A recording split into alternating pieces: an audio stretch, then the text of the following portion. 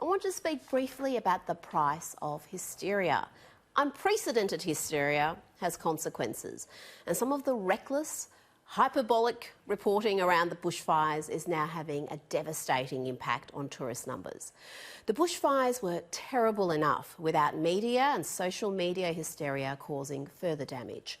A number of wildly misleading maps of the Australian fires were used by mainstream media outlets across the globe, giving the impression that half the country was on fire.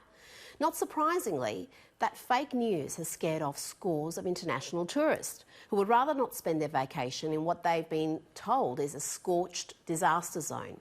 One map promoted by the US ABC network showed all of Victoria on fire, as well as almost the entire coastline of the country. The map also had a large band of fire stretching from West Australia across the desert all the way to the Gulf of Carpentaria. Another fire map that quickly went viral and was even shared by pop star Rihanna to her more than 95 million Twitter followers was actually a 3D visualisation. Many thought this image was a NASA photograph, but it was in fact created as an art piece by a Brisbane photographer.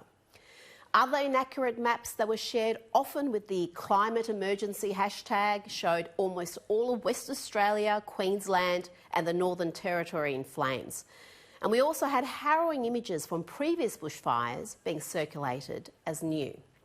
But arguably, the fire map that has caused the most damage is one funded by the West Australian Government through its MyFireWatch website. Now, this site provides valuable information at a local level, but when you zoom out to the full map of Australia, you get the false impression that the whole continent is on fire. That map was used by a multitude of publications, including Time magazine and many TV networks. So it's little wonder that so many desperately needed holiday makers are cancelling trips to Australia, even though the areas that are most popular with tourists have been unaffected by the fires. Bookings from key international markets are down by as much as 40%, and the Australian Tourism Export Council estimates the slump in visitor numbers due to the fires could cost the economy well over $4 billion. Of course, the tourism industry's woes are now being compounded by the coronavirus, which has seen our number one market, China, suspend all tour group trips.